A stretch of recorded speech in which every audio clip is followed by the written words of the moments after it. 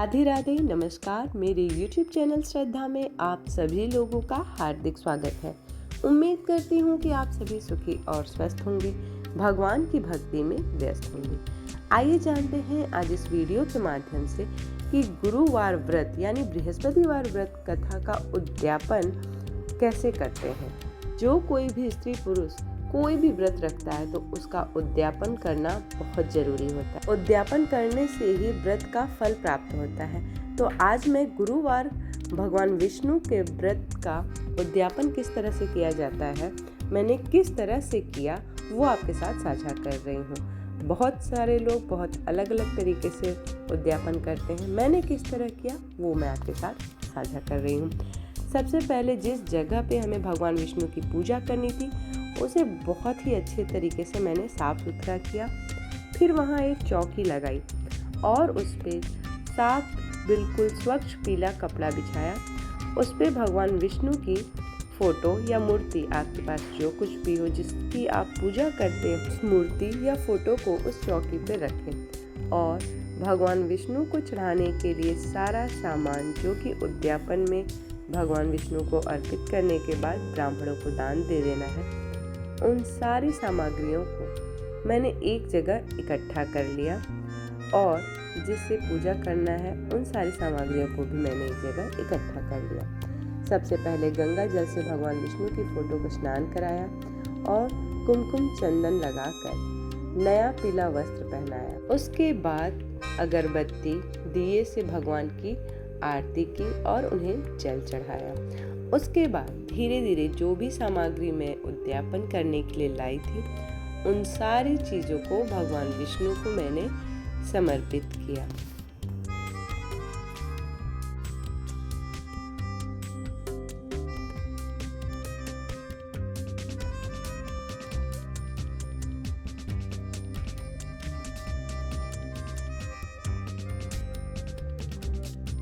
जैसा कि आप सामग्री में देख पाएंगे कि मैंने भगवान विष्णु के लिए पीला बिल्कुल नया गमछा लिया है, पीला बेसन का लड्डू, पीली खड़ी हल्दी, चने का दाल, गुड़ और किशमिश, इन सारी चीज़ों को भगवान विष्णु को मैंने समर्पित किया है। और पीला फल जो भी आपके पास हो, जो भी उस मौसम में पीला फल हो वो ज़रूर चढ़ाएं।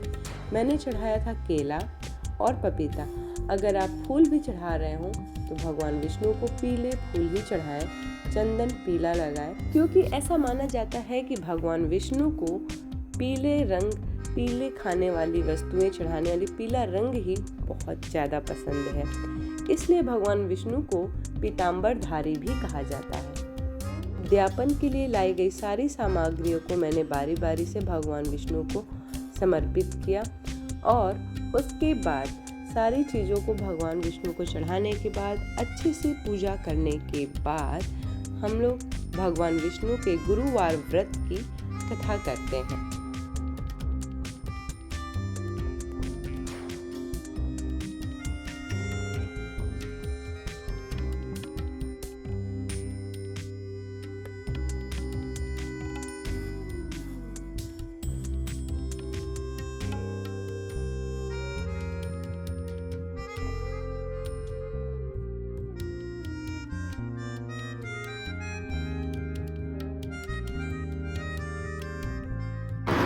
बृहस्पतिवार के दिन जो भी स्त्री पुरुष व्रत करे उसको चाहिए कि वह दिन में एक ही समय भोजन करे, क्योंकि बृहस्पतिश्वर भगवान का इस दिन पूजन होता है। भोजन पीले चने के दाल आदि का करें, परंतु नमक नहीं खाएं और पीले वस्त्र पहने, पीले ही फूलों का प्रयोग करें, पीले चंदन का प्रयोग करें। पूजन के बाद प्रेम पूर्वक गुरु महाराज की कथा सुननी चाहिए। इस व्रत को करने से मन की इच्छाएं पूरी होती हैं और बृहस्पति महाराज प्रसन्न होते हैं। धन, विद्या तथा मनोवांछित फलों की प्राप्ति होती है। परिवार को सुख तथा शांति मिलती है। इसलिए यह व्रत सर्वश्रेष्ठ और अति फलदायक सब स्त्री व पुरुष के लिए इस व्रत में केले का पूजन करना चाहिए। कथा और पूजन के समय मन और क्रम वचन से शुद्ध होकर जो इच्छा हो बृहस्पति देव से प्रार्थना करनी चाहिए। इसलिए इसकी इच्छाओं को बृहस्पति देव अवश्य पूर्ण करते हैं, ऐसा मन में दृढ़ विश्वास रखना चाहिए।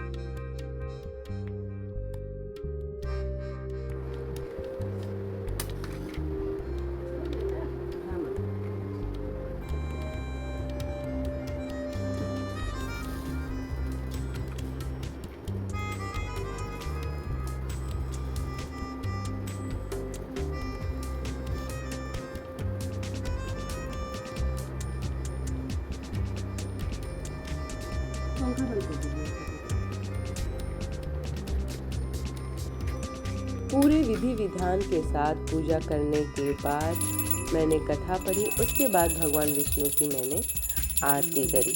आरती करने के बाद ही पूजा संपूर्ण मानी जाती है।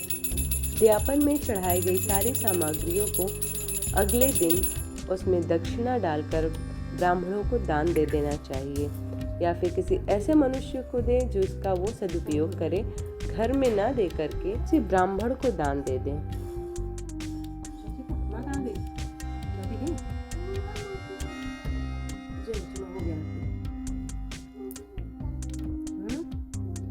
तो कुछ इस तरह से मैंने गुरुवार व्रत का उद्यापन किया। उम्मीद करती हूँ कि ये छोटी सी वीडियो आप लोगों के लिए सहयोगपूर्ण होगी और आपको ये वीडियो पसंद आई होगी। यदि ये वीडियो पसंद आई हो तो वीडियो को ज़्यादा से ज़्यादा शेयर करें, लाइक करें और चैनल को सब्सक्राइब करें।